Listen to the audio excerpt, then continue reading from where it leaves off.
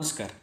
आज हम इस वीडियो में इलेक्ट्रिकल के और कुछ इम्पोर्टेंट ऑब्जेक्टिव क्वेश्चन के बारे में डिटेल में डिस्कशन करेंगे। और अगर आपको वीडियो अच्छा लगता है तो सब्सक्राइब जरूर कीजिएगा। तो देखो आज का पहला क्वेश्चन शुरू करते हैं। पहला क्वेश्चन देखो, अर्थ leakage circuit breaker works on the basis of. देखिए जो ELCB जिसको हम कहते हैं अर्थ लीकेज सर्किट ब्रेकर, ये जो ELCB होता है ये रेसिडुअल करंट के ऊपर बेसिस करके काम करता है, या फिर शॉर्ट सर्किट करंट के बेसिस पर काम करता है, या फिर ओवरलोड करंट से, या फिर न्यूट्रल करंट से। तो इसका आंसर होगा जो अर्थ लीकेज सर्किट ब्रेकर होता है ये हमारा रेसिडुअल करंट के बेसिस पर काम करता है। ऑप्शन नंबर है very very important question. Then देखो next question, in an open circuit. देखिए जो ओपन सर्किट होता है उसमें चार कंडीशन में से कौन सा कंडीशन बनता है? रेजिस्टेंस और करंट दोनों का वैल्यू जीरो होता है, या फिर रेजिस्टेंस करंट दोनों का वैल्यू इन्फिनिट होता है, या फिर रेजिस्टेंस का वैल्यू जीरो होता है और करंट का वैल्यू इन्फिनिट होता है, या फिर रेजिस्टेंस का वैल्यू इन्फिनिट होता है करंट का वैल्यू जीरो होता है। तो इसका आंसर देखो, तो पहले देखो ओपन सर्किट क्या होता है। मान लो ये हमारा एक सोर्स है, ऐसी सोर्स है, यहाँ से एक वायर गया है, इधर से एक वायर है, तो बीच में कनेक्शन नहीं हुआ है, यहाँ पर ओपन हुआ है, इसको कहते हैं ओपन सर्किट। ओपन सर्किट में क्या होता है ना, करंट फ्लो नहीं होता है, तो इसलिए करंट इक्वल टू क्या होगा? जीरो होगा। तो करंट जीरो तो रेजिस्टेंस क्या होगा?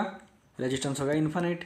तो देखिए जो ओपन सर्किट होता है उसमें रेजिस्टेंस इन्फिनिट रहता है और करंट जीरो रहता है। ऑप्शन नंबर डी होगा इसका करेक्ट आंसर। और अगर शॉर्ट सर्किट होता तो इसका अपोजिट होता। शॉर्ट सर्किट में क्या होता है ना, रेजिस्टेंस जीरो होता है और करंट इन्फिनिट होता है। लेकिन यहाँ क्वेश्चन क्या है? ओपन सर्किट, तो ऑप्शन नंबर डी होगा इसका करेक्ट आंसर। देन देखो next question, the most important component required for transmission line. Transmission line में सबसे इंपोर्टेंट कंपोनेंट क्या क्या होता है?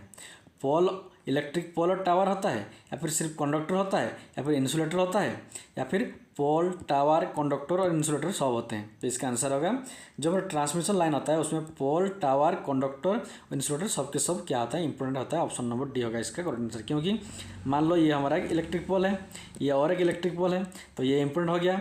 उसके साथ क्या होगा ना, जो हमारा कंडक्टर उसके ऊपर हमारा इधर इंसुलेटर लगता है, तो ये भी इम्पोर्टेंट है। और इसी इंसुलेटर के बाद क्या होता है? कंडक्टर जाता है, तो ये भी इम्पोर्टेंट है। तो इसलिए ऑप्शन नंबर डी होगा इसका करेक्ट आंसर। देन देखो next question, wave winding is used for the purpose of. देखो जो वेव वाइंडिंग होता है हम इनमें से कौन सा पर्पज के लिए यूज करते हैं? लो करंट लो वोल्टेज के लिए, या फिर लो करंट हाई वोल्टेज के लिए, या फिर हाई करंट लो वोल्टेज के लिए, या फिर हाई करंट हाई वोल्टेज के लिए।